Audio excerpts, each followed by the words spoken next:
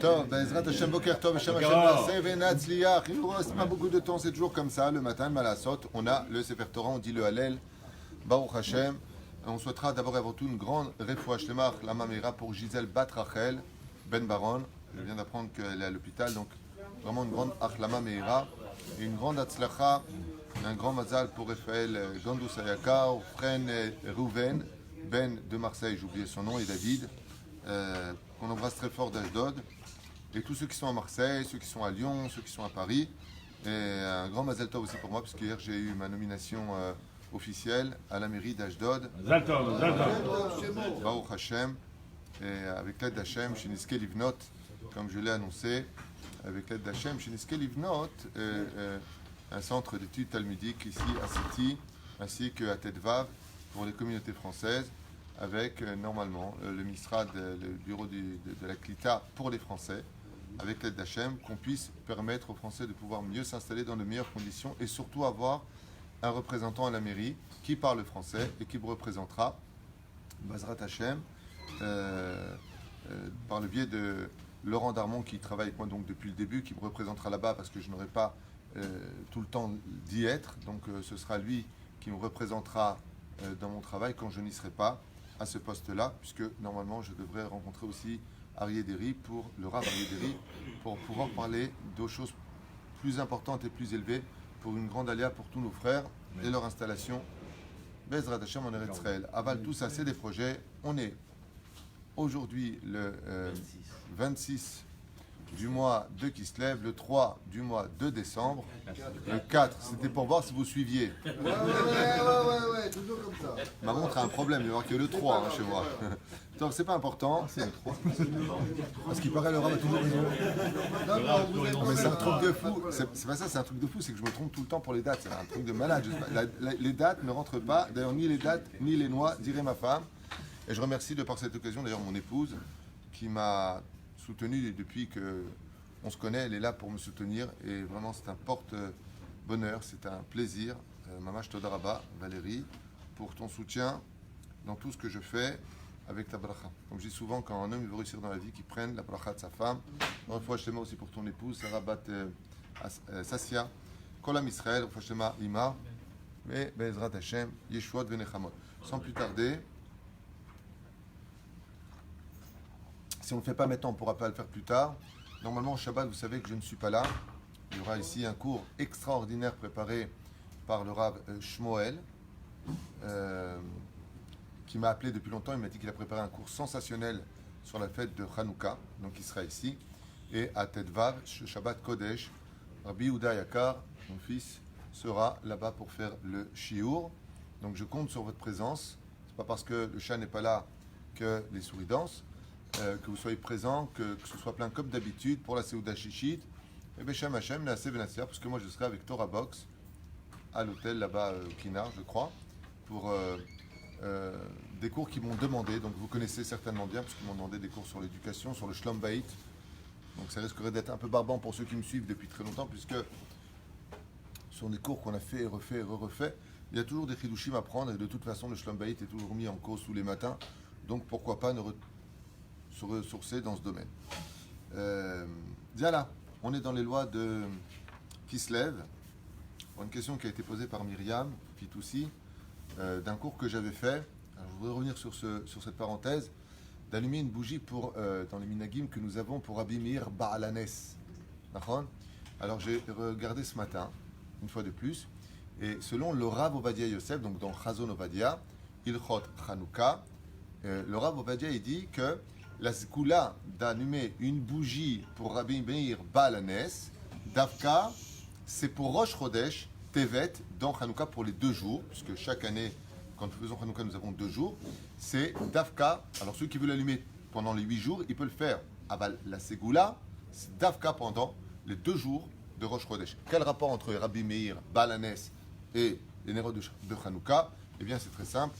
La Ségoula, c'est que Rabbi Meir a dit avant de partir de ce monde que tout celui qui voudra faire appel à ses services et avoir le mérite de vivre un miracle devra dire la phrase suivante: je viendrai allumer une bougie à l'huile d'olive en l'honneur de Rabbi Meir Baalanes mettre 3 proutotes de tzedaka, c'est-à-dire 3 pièces de tzedaka, et de dire Ela Demeir Aneni, Ela Demeir Aneni, c'est ce qu'on a l'habitude de dire.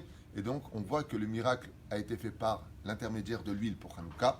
Et Rabbi Meir Balanes, pareil, c'est par l'intermédiaire de l'huile d'olive qu'on convoque l'aide, on demande l'aide de Rabbi Meir Balanes pour la fête de Hanouka, puisque c'est une période propice pour tous les miracles, sans exception. Comme je vous l'ai dit hier, je reviens encore aujourd'hui, ce qui n'est pas capable de réparer le Shabbat, Hanouka est capable de le réparer, ce qui fait que En Yehush Klal Baolam, grâce aux lumières de Hanouka, Bayami Mahem, Bazemanazé, les miracles qui eurent lieu à cette époque ne sont pas des cérémonies religieuses, mais tout simplement qu'on a le srout d'avoir cette même intensité de chesed qui a existé pour nos Hashmonaïm, aujourd'hui en 2018 de l'ère vulgaire, le 4 du mois de décembre, si vous préférez, eh bien, on peut amener sur nous cette lumière. La seule différence, c'est qu'il faut sortir en guerre, c'est-à-dire contre notre Yetzerara, contre le monde de l'illusion, puisque vous savez que le Yetzerara, comme le dit Rabbi Nachman de Breslev, que le Yetzerara, à la fin des temps, mettra les habits de l'illusion. On vit que dans l'illusion, la peur, comme je le disais tout à l'heure au Rav Neria, la plus grande erreur que commettent les gens, et je reviendrai constamment sur ce genre de phrase, parce que c'est vraiment le médicament qui nous soignera de tout, c'est qu'on est devenu d'abord Regesh et après Sechel. Regesh. Sentiment. Ressenti. Le ressenti. Non, c'est pas le mot que je voudrais, sinon ça je l'aurais dit.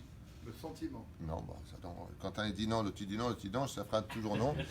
C'est pas ça. La sensibilité du cœur passe avant l'intellect. Et malheureusement, ça nous mène à devenir des Yevanim qui étaient colériques, des gens qui étaient coléreux, donc je ne sais pas si c'est coléreux, peu importe. Maître Capello. Coléreux. Hein? Kassanim, si vous préférez. Et donc, ne commettons pas cette erreur de plonger dans le monde de l'illusion, parce que tout est illusion et la preuve en est. Ces grandes nations ont existé, que ce soit la Babylonie, la Perse, la Grèce ou Édom qui est en train de disparaître sous nos yeux, ou l'Égypte qui existe toujours, mais la grande puissance, les grandes nations ont toutes disparu et le seul qui a les pieds sur terre apparemment, eh bien, sans faire de préférence, c'est le peuple d'Israël, parce que nous sommes les descendants réels et non pas illusoires du peuple d'Israël. Donc Rabbi Meir Balanes, on a l'habitude, celui qui veut faire le minag tel qu'il est marqué dans le Shulchan Aruch du Rav Ovadia Yosef, c'est que pour Rosh Chodesh, mais celui qui veut le faire pour toute la semaine, il pourra le faire. Il peut les allumer ou avant ou après l'allumage des bougies, mais surtout pas à côté des bougies pour pas qu'il y ait confusion. Et il y a aussi un autre Rav, que le Rav Ovadia ramène, qui est un des plus grands maîtres du judaïsme, mamash explosive, peu connu du grand Tzibour, mais les témoignages rapportent le Rav Ovadia Yosef sont très nombreux sur lui. Il s'appelait Rabbi Yosef El Ma'aravi, Zecher Tzadik Vekadosh Ivracha, bien entendu de Tunis. Bah oui. Bah oui. Bah oui. Centre d'une. C'est pas la peine, c'est un pléonasme. C'est un pléonasme. C'est un Tov, pléonasme. si tu veux. Très proche du Maroc. Allez, vaille. C'est extraordinaire, mais vous savez, je veux dire, il y a des gens qui sont très sensibles au côté tunisien, marocain, algérien. Ce sont des pays arabes. On n'a pas à être fier de. Il est tunisien, Baruch Hashem, il est juif, c'est ce qui compte. Il y a des gens qui sont très sensibles à ça. Ah, il a dit ça, alors il n'aime pas ça. Mais c'est cachou. Nous sommes des juifs qui avons vécu en Tunisie, mais la Tunisie n'est pas notre pays. Voilà, que ce soit clair, ni le Maroc n'est pas notre pays.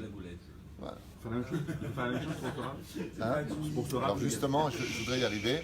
Rabbi Yosef Ma'aravi, le Rav Ovadia, écrit qu'il est très important d'allumer aussi une bougie pour lui, très bon minag, pour Rosh Chodesh, Tevet, à côté de la bougie de Rabbi Meir Balanes, parce que les témoignages ont eu lieu que tous ceux qui sont partis sur sa tombe et qui ont allumé une bougie d'huile d'olive et qui ont demandé à ce grand tzaddik Rabbi Yosef El Ma'aravi Zecher Tzaddik le Kadosh Ivracha ont tous vécu des miracles, mais à la Teva. Donc, où que vous soyez, pensez-y pour Rosh Chodesh. Le cours a été fait maintenant, il sera mis demain certainement sur YouTube. Vous avez le temps de vous préparer puisque Rosh Chodesh cette année tombera Shabbat et dimanche. Comment on fait Shabbat? Ça se fait bien. Non, mais pour allumer la bougie que dimanche, le matin. Samedi soir. Samedi soir. Quand tu allumeras les bougies de Hanouka, pas à côté pour pas que ce soit Baal Tosif, Chas Veshalom, de côté. N'oubliez pas Motzei Shabbat ou avant l'entrée de Shabbat et Motzei Shabbat pour dimanche, d'allumer aussi une bougie à l'huile d'olive si vous le pouvez pour ce grand tzaddik qui était Rabbi Yosef El Ma'aravi, par lequel les témoignages nombreux racontent les miracles incommensurables que ce Rav a pu faire dans le ciel, en plaidant bien entendu devant le trône divin, car toutes les brachot de ce monde et les miracles ne sont faites que par le Créateur du monde, ne l'oublions pas. Quel Une question de Myriam, c'est une question. Est-ce qu'on allume la bougie de Rabbi Meir Balanès parce qu'on a un doute sur le jour de sa Iloula, donc on le met en kécher avec la Hanoukia? La Iloula de Rabbi Meir Baal HaNes, pour répondre à Myriam, c'est le Tetvav Beiyar Lelo Safek. Donc là, c'est Voilà, c'est le Tetvav Beiyar, le 15 du mois de Iyar, c'est la Iloula de Rabbi Meir Baal HaNes avec celle de Rabbi Yehuda Bar Ilai, ce même jour-là, et c'est aussi Pessar Sheni, puisque le Yud Dalet, donc c'est toujours en même temps. Et même s'il y aurait eu un doute, émettre la mytho, étant donné que le Klal d'Israël a convenu que ce soit le 15 du mois de Iyar, c'est le 15 du mois de Iyar. On fixe un jour. Non, là, c'est pas le truc, c'est en rapport avec l'huile d'olive et l'huile d'olive. Voilà. On met 3 pièces. On met 3 pièces, c'est bien de le faire, Bezrat Hashem, et après on demande à Rabbi Meir d'intercéder pour nous, Bezrat Hashem, pour que Talia, Sarah, Batifat, Myriam, une bonne guérison, Bezrat Hashem, une Géoula pour nous tous, qu'on soit tous heureux, qu'on soit tous contents, et surtout, j'insiste tellement sur cette Nekuda, que les hiérarchies soient respectées. Papa, c'est papa, maman, c'est maman, les enfants, c'est les enfants, les grands-parents, c'est les grands-parents, les beaux-parents, c'est les beaux-parents, le rave, c'est le rave, le maire, c'est le maire. C'est très important, les gens ne comprennent pas. Vous savez, avant, je fais une parenthèse, je m'excuse de le dire, c'est pourquoi ça allait mieux dans les familles. Parce qu'il y avait du respect par rapport aux hiérarchies. Aujourd'hui, c'est l'anarchie. Regardez en France, ils ont fait Hanouka avant l'heure. Seulement eux, ils ont pris des boutiques et des voitures pour allumer. Vous voyez ce que je veux dire? Mais ça s'appelle l'anarchie. La Torah nous dit Shoftim et Shotrim Tassim Lecha Bechol Sha'arecha, tu respecteras les policiers et les juges. Voilà ce qui se passe. À un moment où c'est l'anarchie, tout brûle. Mais à partir du moment où il y a du respect, le Kohen Gadol, les enfants du Kohen Gadol, la guerre peut être gagnée de façon magnifique. C'est les Hashmonaïm. On était peu, ils étaient nombreux. Mais pourquoi on a gagné? Parce qu'on était unis et parce qu'il y avait du respect dans les hiérarchies. C'est Bezrat Hashem, on arrive à cela, qu'une femme se rappelle que son mari, c'est son mari, c'est pas son copain, c'est pas un rigolo, c'est pas un clown, que les hommes se souviennent que les femmes sont remplies de regichout, que voilà, qu'il y a plein de choses aussi que l'homme ne voit pas et que la femme fait. Si on arrive à cette harmonie-là, alors on arrivera à créer Bezrat Hashem nous-mêmes un Kéli tellement beau et important que ce ne sera pas les flammes de Hanouka qui y brilleront, mais la Shrina elle-même. Alors c'est peut-être des belles paroles, mais si seulement on les mettait en application, ça ferait longtemps qu'on aurait eu la Géoula. Voilà.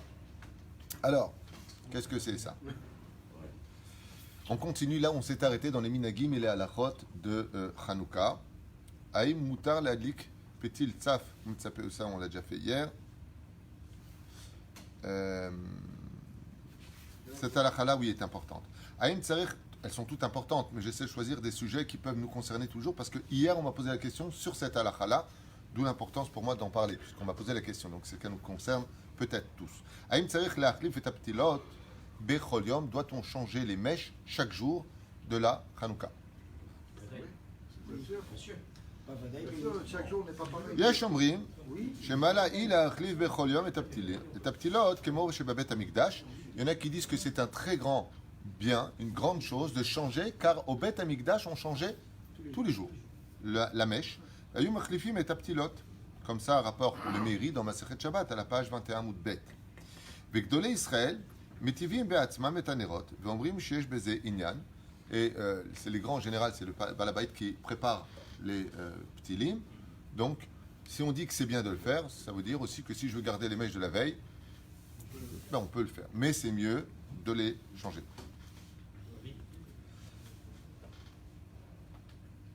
Peut-on mettre, il dit ici, l'huile dans des kosot en verre?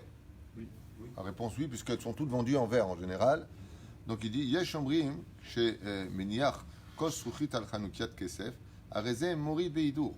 Alors ici la question c'est de savoir est-ce que je peux allumer dans des verres en verre, mettre l'huile à l'intérieur et mettre le pétil? Question bête, pourquoi pas? Réponse simple. Vous savez que dans la halacha, il y a des degrés d'enjoliver la mitzvah. Celui qui a les moyens, que Dieu lui a donné, Baruch Hashem, les moyens de pouvoir le faire, doit acheter une menorah en zahav, en or. S'il a moins de moyens, en argent pur.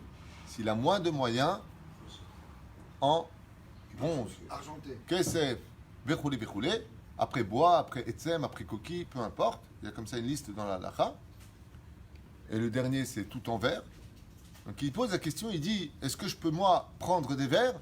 Imaginez le mec, il a acheté une super menorah en argent massif, comme ils le vendent vraiment à 925 sterling, c'est de l'argent pur, et il met des verres dedans. Ben, pourquoi? Pour mettre l'huile. Ben, la question est que, oui, mais l'huile et la mèche, quand tu vas la mettre, tu la mets plus dans la menorah en or ou la menorah en argent, tu la mets dans du verre. La reine Yeshpoché là, et le Rav Ovadia écrit, parce que là on est dans Rav Ovadia qui dit comme ça, Yeshomrim, il y a des poskim qui disent que chez Minyar Kos Ruchit al Chanukat Kesef, quand il a pris une super menorah en or, en argent pur, et il met des verres dedans, ben, il n'a pas allumé sa Hanouka dans la Hanouka en Kesef, puisque tu vois bien que c'est placé dans le verre. Arezé, Morid Beidour. Et c'est dommage. Pourquoi? Il y a des poskim qui disent, j'ai pas fini la halacha, que si tu as pris une super belle menorah mais que tu as mis des kosot, eh ben, c'est allumé où, Bassof? Eh ben, dans les verres et non pas dans la Hanouka Atzma. D'accord? Ça veut dire que la Hanouka descend de niveau, elle est devenue le support du verre dans lequel tu vas allumer. Mais j'ai pas fini.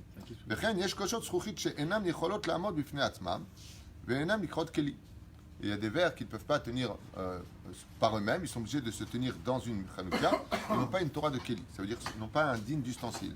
Omnam, cependant, Yesh le Shev et Aminag Aam, chez Akosot, Betelot la Hanouka, seulement, dit le Rav Ovadia, étant donné que la Hanouka est le principal et que les verres qu'on va déposer dedans sont secondaires uniquement parce que c'est plus propre, parce que c'est plus techniquement parlant facile à faire, donc elles sont bétélotes et ainsi donc. Le minag d'Israël est qu'on pourra utiliser des kossotes, des verres et les poser sur notre menorah malgré tout. Mais ça veut dire quand même que celui qui veut faire best and the best and the best and the best, pas rentrer dans les marloquettes, et bien quand il achète un menorah, normalement il devrait mettre l'huile, le pétil à l'intérieur et allumer mamash dans la menorah. Mais ça risquerait peut-être de s'esquinter, je ne sais pas. En or, non, mais en argent, je pense. Quoi? Est-ce que quelqu'un qui ne peut pas se permettre, par exemple, du kesef ou de l'or, s'il prend justement que le verre en kesef, est-ce que Mehmet Yeshido prend, je sais pas, un verre en kesef en verre, Hanouka en verre, mais le verre en lui-même, il est en bronze, alors, est-ce qu'il y a un réido ou bien Laurent, il dit alors le contraire. Dans ce cas-là, si j'achète un truc pas trop best, ça veut dire une menorah qui n'est pas trop top, c'est une menorah qui est tout en verre. C'est très joli, hein, ceci étant. Mais au niveau des hiérarchies, c'est en bas de la liste, le verre. D'accord? Alors, il dit dans ce cas-là, moi, ce que je vais faire, je vais acheter des verres en kesef et je vais les mettre dedans, comme ça, ce sera allumé sur ça. Réponse au problème qu'on a, c'est que Aminak, chez nous, il dit ici, Shakosot Betelot la Hanouka. Non, il dit qu'on sort de Là, Valzelo Meshane. D'accord, ok. Donc, d'un sens comme de l'autre, c'est bâtel. voilà. D'accord. C'est là. Donc, réponse du Rav Ovadia, parce qu'il fait quand même assez cool. Minagenu, le minag l'a remporté sur l'histoire, c'est que les kossotes qu'on va mettre dans la Hanouka sont batel. Ça veut dire elles sont annulées par rapport. Elles sont là que pour rendre service. Batel, c'est là. Rav Neria, il dit en plus ça, c'est beaucoup plus beau de voir par le verre, on voit l'huile qui est à l'intérieur. Ezrat Hashem. Quand ça descend aussi, on voit la flamme. Quand on voit, et ça descend, on voit la flamme. D'accord. Vous allez sortir tous les deux. Moi, j'ai peur en argent. Un chayal, que Dieu protège nos soldats. Maman, je devrais tzadikim. Chaque fois je vois un soldat d'Israël, j'ai une grande fierté en moi, d'abord parce qu'on est une armée extrêmement morale, extraordinaire. Et puis, ce sont nos enfants, donc que Dieu les protège. Quand tu vois les commandos en Corée du Nord, les commandos américains, les Russes, tu vois des hommes, des mecs prêts à affronter. Et quand tu vois nos soldats, vous connaissez Ephraim, mon fils? Il est soldat à l'armée, c'est un soldat. Ephraim. En plus, Ephraim, c'est un soldat, c'est tzaddik, c'est Khamoud comme tout. C'est un soldat d'Israël. Il a à peine 19 ans et c'est un soldat. Et tzaddikim. Baruch Hashem. Alors, qu'est-ce qui se passe pour lui quand il est à l'armée? Parce que des fois, il va à l'armée. חיילים ספרדים רווקים יכולים לסמוך על הדלקת אביהם שבביתם ואינם צריכים להדליק. Celui qui est soldat à l'armée, mais qui n'est pas chad orim, qui n'est pas par exemple boded. Il y a des soldats comme beaucoup de Français qui, grâce à Dieu, ont eu le mérite de monter en Eretz Israël, Baruch Hashem, et que Dieu leur ouvre les portes de la réussite. Et c'est la meilleure alia. Quand tu montes seul, sans responsabilité, tu apprends vite la langue, Baruch Hashem, et après, tu te maries, trouves une bonne Israélienne, comme ça tu as un ulpan vivant à la maison. Quand tu veux prendre la tête avec elle, tu n'as pas les mots, tu nous dis bon, laisse tomber. De toute façon, ça bloque. Quand tu maries un Français qui sont avec une Israélienne, je suis mort de rire parce que le mec. Mais par contre, ça aide pour les factures. Qu'est-ce qu'ils veulent la banque là? Qu'est-ce qu'ils disent? Top. Les Kitzur Velayinyan, Bezrat Hashem, c'est la meilleure façon de se confondre. Même s'il y a le choc des cultures, Bezrat Hashem, c'est une très bonne façon de s'intégrer en Israël que d'épouser aussi une Israélienne. C'est une bonne juive, Baruch Hashem. למה לא? חיילים ספרדים רווקים. האם הם נמצאים במקום שלא רואים חנוכה כלל, יכולים להדליק בבסיס, בברכה, אף על פי שמדליקים עליהם בביתם. Si maintenant les chayalim qui sont là-bas à l'armée, on a dit qu'ils sont qui de la mitzvah parce que toute la mitzvah de Hanouka, Ish ou Beto, c'est l'homme et sa maison. Un chayal, étant donné qu'il est à l'armée pour l'instant, mais qu'il a son père, sa mère qui sont à la maison, quand ils allument la bougie de Hanouka, la Nérot de Hanouka, ils allument aussi pour lui. Il dit, mais si ce chayal-là, pendant les 8 jours, ne va pas venir une seule fois là-bas, dans ce cas-là, les Fia Halacha, comme l'écrit le Rav Ovadia Yosef, ici, dans Chazon Ovadia, à la page 156, Yecholim ladik babasis, bivracha, ils pourront dans ce cas-là, les chayalim, se réunir et allumer avec bénédiction une Hanoukia pour tous les chayalim, Be'ezrat Hashem. Le mieux, ce serait que ce soit allumé par un chayal boded. Ça veut dire que il y a, voilà, exactement, celui qui a fait sa alia, par exemple, en Israël sans ses parents, et il s'est engagé dans notre merveilleuse armée, l'armée d'Israël. Eh bien, donc lui maintenant, il n'est pas dépendant de son père et de sa mère, il est vraiment boded. Lui, il doit allumer les bougies là où il vit, là où il est, dans sa tente. Dans ce cas-là, celui qui allumera pour sortir tout le monde de la mitzvah.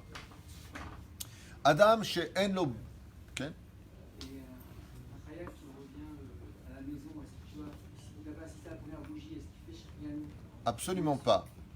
Donc Eric Twitou pose la question en disant un khayal qui n'a pas été présent le premier jour de l'allumage où on a dit chez Yahiyen ou Vikiemen ou Igianou la Zemanazé.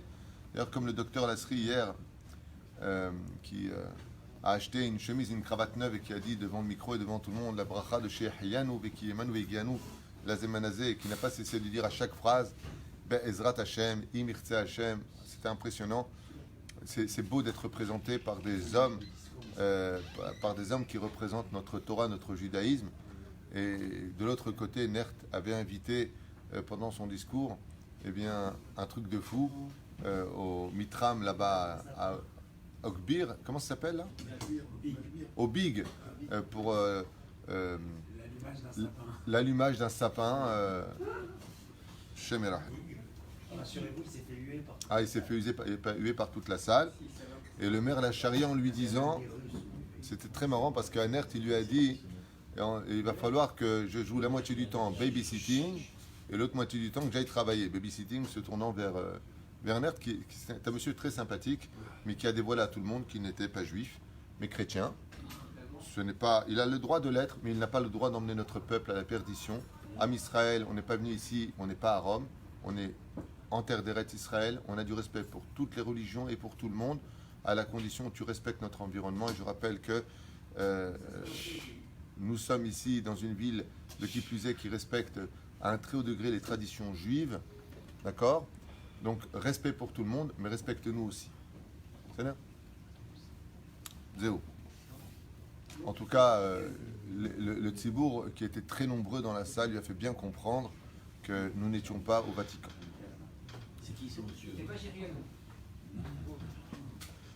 Adam Shen ou Baïd Bechayav la Adlik Nerot. Donc pour répondre à ta question, non, un Chayal qui était dépendant de toi, par exemple ton fils est à l'armée, il n'était pas présent le premier jour, il n'a pas à dire chez Chayanou parce que tu es le Balabait, il dépend de ta table. Donc quand il viendra à la maison, il allumera les bougies avec toi. Tu pourras même le laisser faire lui-même, allumer les bougies, il aura le droit de le faire parce qu'il est Chayal, Vézé ou Zé. Mais il ne dira pas la bénédiction de chez Chayanou. Quand il aura un chez lui, Bezrat Hashem, alors il pourra dire la bénédiction de chez Chayanou, Veki Emanou, Veigianou, la Zemanazé. C'est ça là? Par exemple, imaginons qu'il soit marié, comme tout à l'heure, si Dieu veut, j'ai une choupa à aller faire à l'hôtel Leonardo. Leonardo. C'est-à-dire, alors imaginez, donc pendant Hanouka on se marie, et ton fils se marie pendant Hanouka. Donc il était chez toi jusqu'à aujourd'hui, puis d'un coup demain il rentre chez lui. Là-bas il pourra dire la bracha de Shechianu. Ah bah pour l'instant non. C'est-à-dire Yofi, À quelle heure vous allez leur repas? on s'en fiche.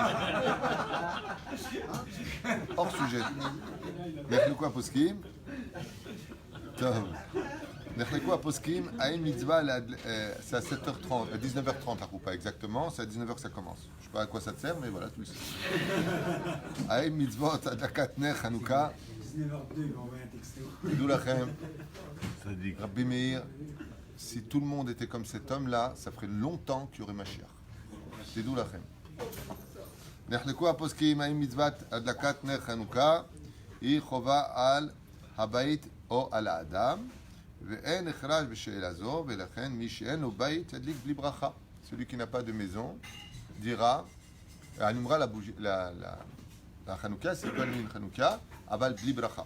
Ceci étant, alors j'en ai parlé dans les autres shiuri, mais c'est tous les ans la fête qui revient. Celui qui est SDF, les tsarinu arabes. Il y en a un qui est SDF, qui est celui qu'on aime le plus au monde. Il s'appelle Akadosh Baruch Hu. C'est le seul juif qu'on connaisse de façon internationale et qui n'a toujours pas de maison. Puisque quand il veut retourner chez lui, eh bien, sa maison a été occupée. Et elle est toujours occupée. C'est le créateur du monde. Et lui, qu'est-ce qu'il fait? Eh bien, étant donné qu'il n'a pas de maison, il tape au cœur de chaque juif. Et Asuli Mishkan Veshachanti Betocham. C'est le créateur du monde. Et donc lui, quand il voit nos bougies à l'extérieur, de l'extérieur de nos maisons, comme la mezouza qui est à l'extérieur de nos maisons, pour nous garder. Le créateur du monde, il voit les bougies, et c'est une halakha pour nous, qui dit que celui qui chas v'shalom n'a pas de maison, et qui est là dans la demi-heure, c'est bien les mots, c'est important, il est dans la demi-heure de l'allumage des bougies, pourra dire une bénédiction seulement, chez Hassan Nissim, la votenu bayamim mahem bazeman hazeh. Et il pourra jouir par ses yeux de l'allumage des bougies de Hanouka, s'il était chas v'shalom dans une situation de ne pas avoir ou la possibilité d'allumer, ou une maison pour allumer, ou une chanoukia pour allumer. Dans ce cas-là, en regardant un juif allumer, le mieux c'est qu'il tape à la porte en disant je peux participer, un Pirsou Ménissa. Mais imaginons que ce ne soit pas le cas. Il pourrait tout à fait dire une bénédiction alors que ce ne sont pas ses bougies. Il les regarde à la fenêtre de quelqu'un et il dira la bracha Baruch ata Hashem Elokeinu melech haolam she'asa nisim lahavotenu bayamim hahem bazeman hazeh. בסדר? ברוך אדוני לעולם, אמן ואמן. שנזכה כולנו לניסים ונפלאות.